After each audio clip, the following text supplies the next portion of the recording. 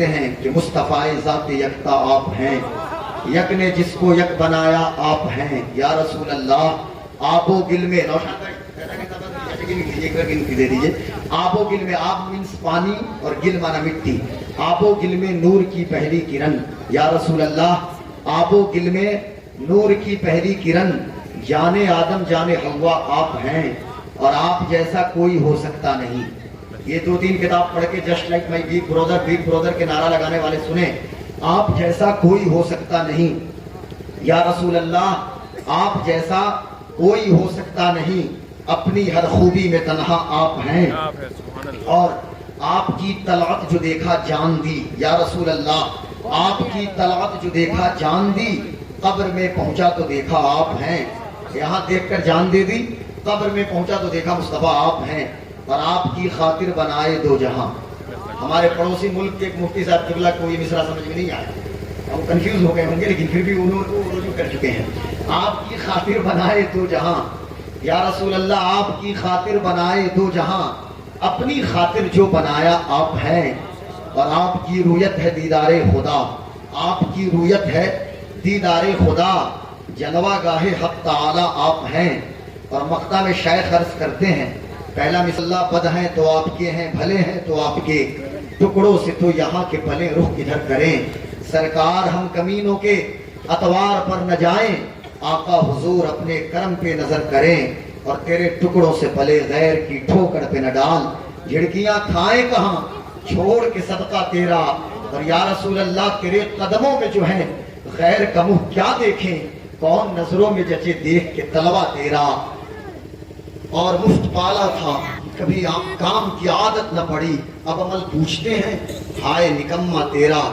تو اسی کانٹیکسٹ میں سنجیدہ ماحول چاہیے، الحمدللہ یہاں پہ ہے، کوئی ہڑدنگ اور کوئی وہ افراتفری کا ماحول نہیں۔ اس وقت ماشاءاللہ مجھے لگ رہا ہے اب ہم محفل میں بیٹھے ہیں، اب چونکہ اسپریچولیٹی اور روحانیت اب ہمیں محسوس ہو رہی ہے، اب تھوڑا ایک دم سنسیئر ہو کے تھوڑی دیر گفتگو سماعت کیجئے۔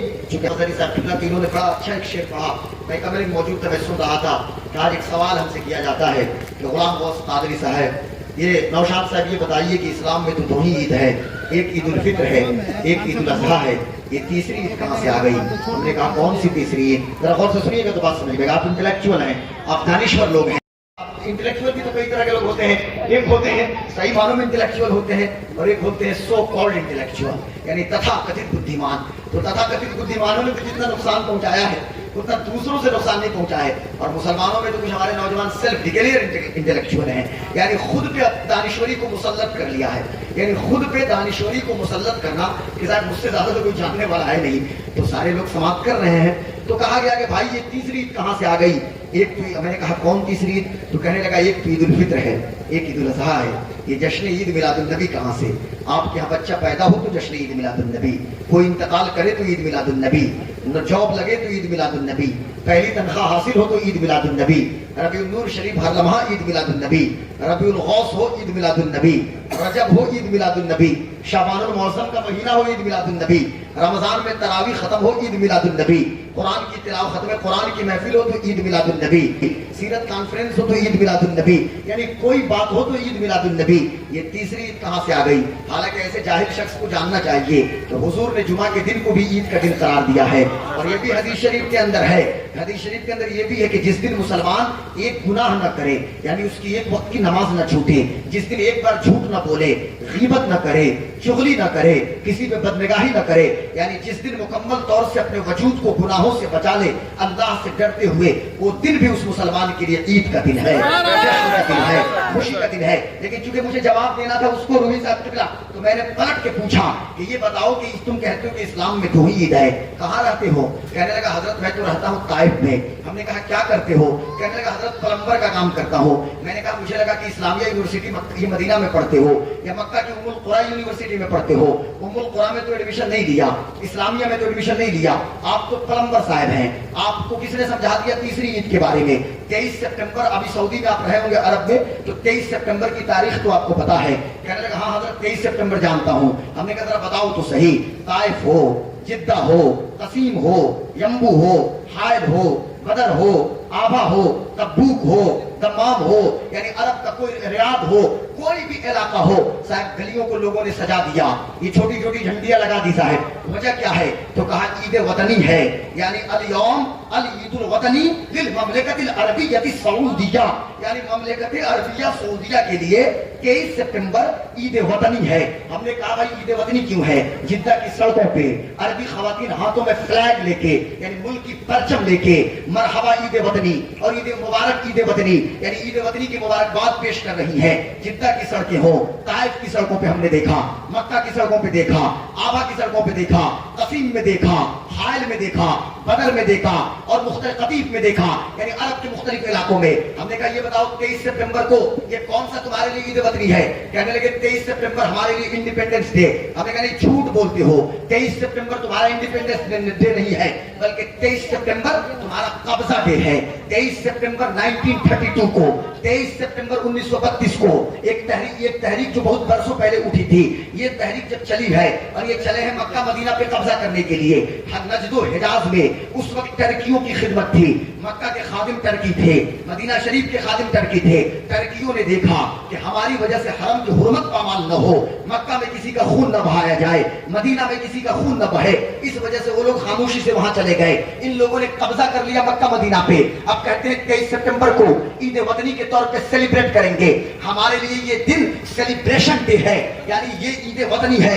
ہم نے کہا کیوں بھائی؟ تو ہم کو آزادی ملی ہے, یعنی تم کو تھوڑی سی خوشی مل گئی, تم نے قبضہ کیا تو وہ دن تمہارے لیے عید وطنی ہو گیا. بھارت کے لوگوں کے لیے 15 اگست عید وطنی ہے چونکہ ان کا انڈیپینڈنس ڈے ہے. پاکستان کے لوگوں کے لیے 14 اگست ان کے لیے عید وطنی ہے. یعنی تھوڑی سی خوشی حاصل ہو, ملک آزاد ہو, فرحت کا اظہار کریں, خوشی کا اظہار کریں, تو ان کے لیے عید وطنی ہو گیا. میں پوچھنا یہ چاہتا ہوں کہ جس دن دنیا میں تم کو ایک نارمل خوشی حاصل ہو وہ دن تمہارے لیے عید وطنی ہو سکتا ہے, تو جس دن محمد رسول اللہ کی جلوہ گری ہوئی ہے, جس دن آمنہ کے لال آئے ہیں, جس دن حلیمہ کے دل پر آئے ہیں, وہ دن ہمارے لیے کیوں نہ عید کا دن ہو, بلکہ وہ دن نہیں بلکہ ہر لمحہ ہمارے لیے عید کا دن ہے, ہر لمحہ ہمارے لیے عید کا لمحہ ہے, ہر منٹ ہمارے لیے عید کا منٹ ہے, ہر وقت ہمارے لیے عید کا وقت ہے. اس لیے کہ مصطفیٰ جان عالم کی سیرت ہر لمحہ ہماری رہنمائی کر رہی ہے.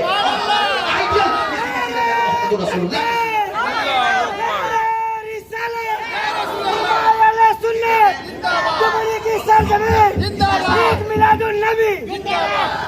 یہ کہتے ہیں کہ عید وطنی, یہ کہتے ہیں کہ عید کا دن, تیسری قرآن میں بھی خوشی ظاہر کرنے کا حکم ہے. میں نے کہا قرآن پڑھ لیتے نا تو محبت رسول میں اضافہ ہوتا. قرآن پڑھتا کہاں کوئی؟ قرآن کی تلاوت کون کرتا ہے؟ جس دن مسلمان کے بچے کا رشتہ قرآن مقدس سے مضبوط ہو گیا نا, یہ بےہودہ آوازیں نہیں نکلیں گی اور فکری آوارگی نہیں برپا ہوگی اور یہ عقیدے میں بے حیائی اور بدتمیزی نہیں پیدا ہوگی. صاحب ذرا قرآن شریف پڑھیے 11واں پارہ, نمبرنگ کے بعد سے سورہ نمبر 10 ہے, سورہ یونس, اس کی ورس نمبر 58 ہے. اور آپ کہیں گے انٹرپریٹیشن کے لیے آپ نے کہاں سے لائے اٹھا کے؟ ہم نے کہا یہی بہترین انٹرپریٹیشن اس آیت کی ہے. اللہ فرماتا ہے سورہ یونس کی ورس نمبر 58 میں آیت نمبر 58 میں, قل بفضل اللہ وبرحمتہ فبذلک فلیفرحوا هو خیر مما یجمعون. محبوب آپ فرما دیجئے اللہ کے فضل پہ اور اللہ کے رحمت پہ خوشی منانا چاہیے. اور میں آپ سے پوچھنا یہ چاہتا ہوں, یہ چھوٹے چھوٹے بچے موجود ہیں, ان بچوں کو بھی پتا ہے کہ اللہ کا فضل تو عام ہے پر سب سے بڑا فضل اگر کسی کی ذات ہے تو محمد رسول اللہ کی ذات ہے. اللہ کی رحمت تو عام ہے پر سب سے بڑی رحمت کون ہے؟ تو اللہ تعالیٰ قرآن مقدس کے اندر ارشاد فرماتا ہے وما ارسلناک الا رحمت للعالمین. محبوب ہم نے آپ کو ساری کائنات کے لیے رحمت بنا کر بھیجا, تو حضور کی رحمت عام ہے, ہم کیوں نہ حضور کی آمد پہ خوشی منائیں. اب ایک بچہ کہتا ہے غلام غوث قادری, یہ 12 ربیع النور کو جلوس نکالنا, یہ لائٹنگ, یہ قمریہ, گھروں پہ پرچم آپ نے لہرا دیا, ہاتھوں میں جھنڈی پکڑا دیا بچوں کو, مرحبا یا رسول اللہ, مرحبا یا رسول اللہ. کیا اس کا ذکر بھی قرآن کے اندر موجود ہے؟ میں کہوں گا کہ میرے دوست تمہارا دماغ تو نہیں خراب ہو گیا ہے. قرآن اصول سے گفتگو کرتا ہے, قرآن کا یہ مزاج نہیں ہے کہ تفریحات سے گفتگو کرے, قرآن اصول سے گفتگو کرتا ہے. قرآن میں نماز کا حکم ہے, قیام کیسے کرنا ہے مجھے آپ بتائیں, کیا قرآن میں ذکر ہے؟ رکوع کی کیفیت کیا ہے, سجدے کی کیفیت کیا ہے, روزہ کا حکم ہے, روزے کے مطلوبات اور روزہ کیسے, روزے کے اندر کلیئرٹی کیسے پیدا ہو, کیا اس کا ذکر موجود ہے؟ مجھے آپ بتائیں زکات کا حکم ہے, کتنی مالیت پہ کس قدر زکات نکالنا ہے, حج کا حکم ہے, حج کیسے کرنا ہے آپ کو, ان تمام چیزوں کو سمجھنا ہے تو محمد رسول اللہ کی بارگاہ میں چلنا پڑے گا. قرآن میں جلوس اور جھنڈی لگانے کا ذکر تو نہیں, لیکن ہاں کبھی قرآن پڑھتے تو پتا چلتا. یہ 30واں پارہ ہے, نمبرنگ کے اعتبار سے سورہ نمبر 93 ہے, سورۃ الضحیٰ اس کی آخری آیت है। आयत नंबर 11 है, अल्लाह फरमाता है वअम्मा बिनिअमति रब्बिका फहद्दिस, अपने रब की नेमत का खूब चर्चा करो, अपने रब की नेमत का खूब चर्चा करो। अब सवाल ये पैदा होता है कि इसमें क्या बताया गया? रब की नेमत का चर्चा करने का हुक्म है कि रब की नेमत को खूब चर्चा करो। याद करना अलग होता है और चर्चा करना अलग होता है। आप तन्हाई में बैठ के याद कीजिए, दो लोगों के बीच याद कीजिए, और चर्चा करने के लिए मजमा आम होना चाहिए। चर्चा के जो जायज तरीके हैं वो हमें अपनाना है। अब सवाल ये पैदा होता है किस नेमत का चर्चा करना है? कुरान मुकद्दस के अंदर बनु इसराइल को याद दिलाया गया, ऐ बनु इसराइल अल्लाह की नेमतों को याद करो। किन नेमतों को याद करो? फिरौन से अल्लाह ने तुम्हें नजात दिया है, तुम्हारे लिए जन्नत से बन्नो सलवा उतारा है, इन नेमतों को तुम याद करो। लेकिन यहाँ फरमाया जा रहा है वअम्मा बिनिअमति रब्बिका फहद्दिस, अपने रब की नेमत का खूब चर्चा करो। रब की नेमतों को शुमार कर पाएंगे? सूरह नहल के अंदर अल्लाह ने फरमाया वइन तउद्दु निअमतल्लाहि ला तुहसूहा, अल्लाह की नेमतों को शुमार करना चाहो कभी शुमार नहीं कर सकते।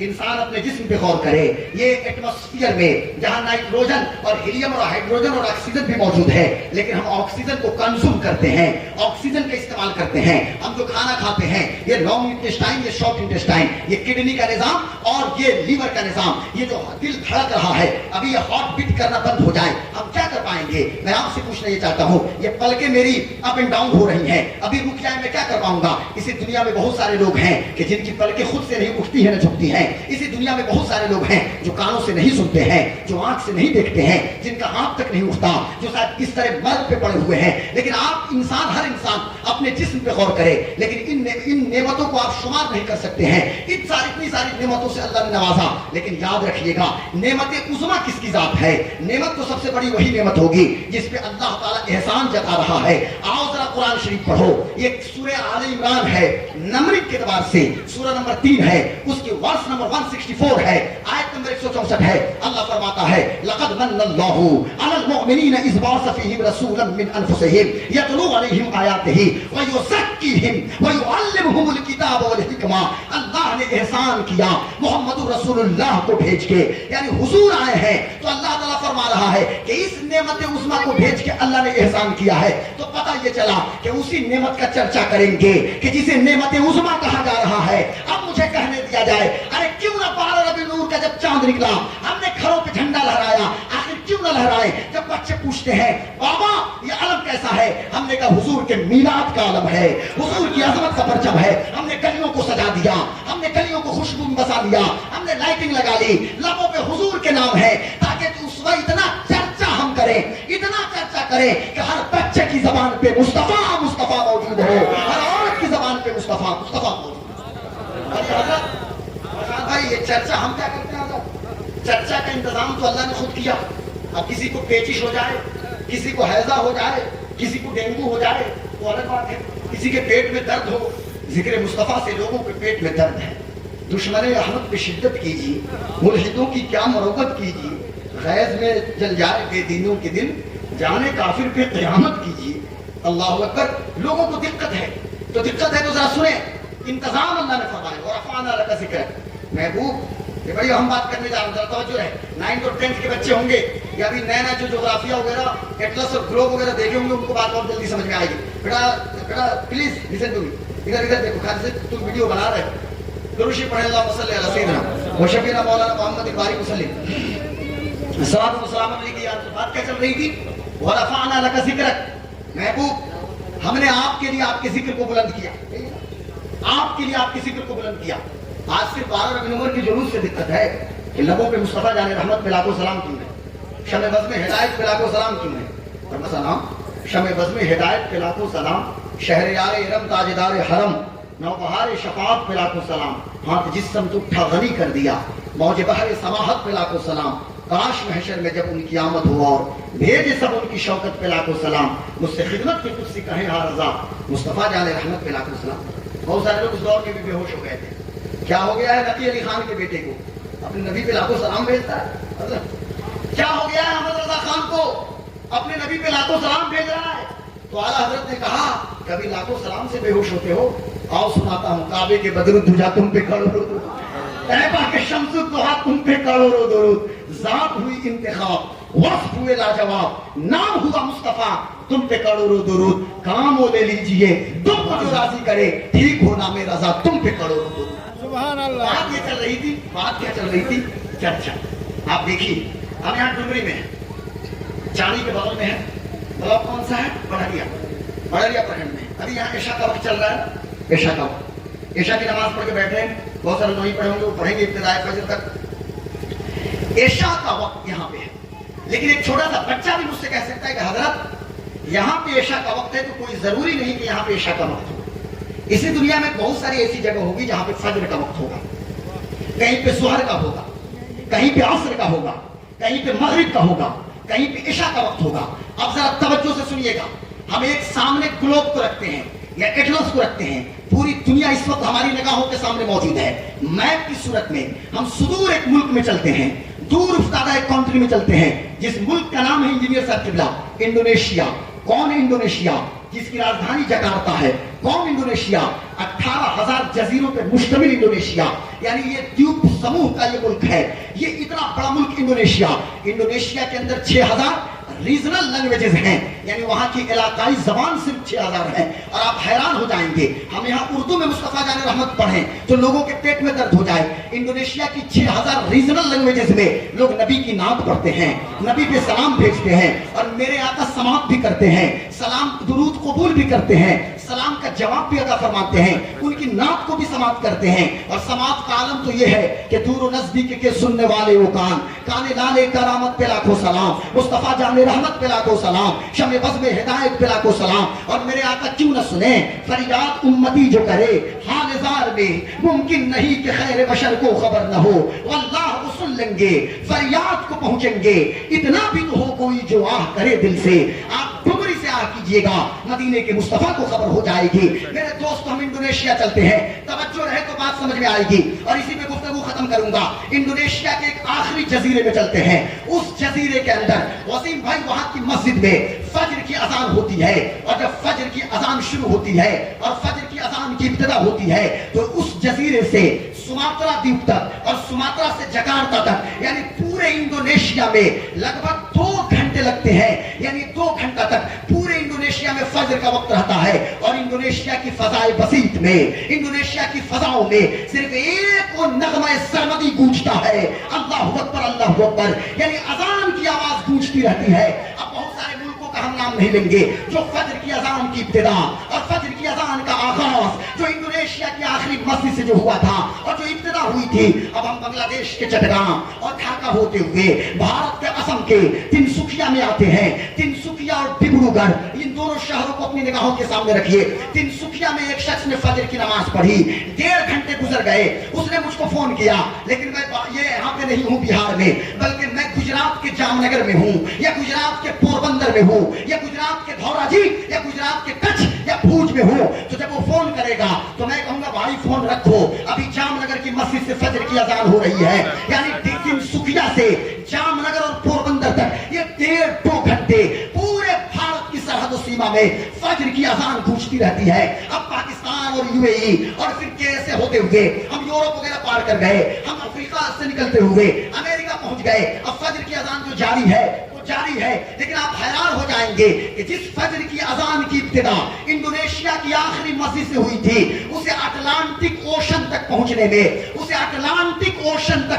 میں لگ بھگ 15-16 گھنٹے لگ جاتے ہیں. اب ان 15-16 گھنٹے میں جہاں سے یہ اسٹینڈرڈ ٹائم زون گزر رہا ہے وہاں پہ فجر کا وقت ہے اور فجر کی نماز کے لیے اذان ہو رہی ہے. لیکن آپ حیران ہو جائیں گے، یہ 15-16 گھنٹے تو زیادہ ہو گئے میرے دوست. ابھی 6-7 ہی گھنٹہ ہوتے ہیں جب تک کہ اسی مسجد میں ظہر کی اذان شروع ہو جاتی ہے. ظہر کی اذان کو ابھی 3 گھنٹے گزرے ہوتے ہیں، اسی مسجد میں عصر کی اذان شروع ہو جاتی ہے. عصر کی اذان کو ابھی 1.5 گھنٹے گزرے ہوتے ہیں، اسی انڈونیشیا کی مسجد میں مغرب کی اذان شروع ہو جاتی ہے. مغرب کی اذان کو ابھی صرف 1.5 گھنٹے گزرے ہوتے ہیں، اسی انڈونیشیا کی مسجد میں عشاء کی اذان شروع ہو جاتی ہے. اب غلام غوث قادری کو کہنے دیا جائے 12 ربیع النور کو ہم جلوس نکالیں، حضور کا ذکر کریں، لوگوں کے پیٹ میں درد شروع ہو جائے. ارے کیا فرق پڑتا ہے؟ ذکر کو تو اللہ نے اتنا بلند کیا اور چرچا اتنا عام ہے کہ جب مسجد کے میناروں سے مؤذن اذان دیتا ہے، رب کی کبریائی کا اعلان کرتا ہے اور محمد رسول اللہ کی رسالت کا اعلان کرتا ہے. نعرے تکبیر، نعرے رسالت، عصمت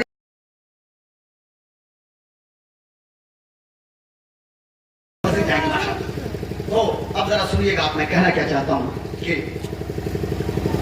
حضور کی بعثت ہوئی، کائنات میں مصطفیٰ جان عالم صلی اللہ علیہ وسلم کا ادب، یہی ایمان ہے، یاد رکھیے۔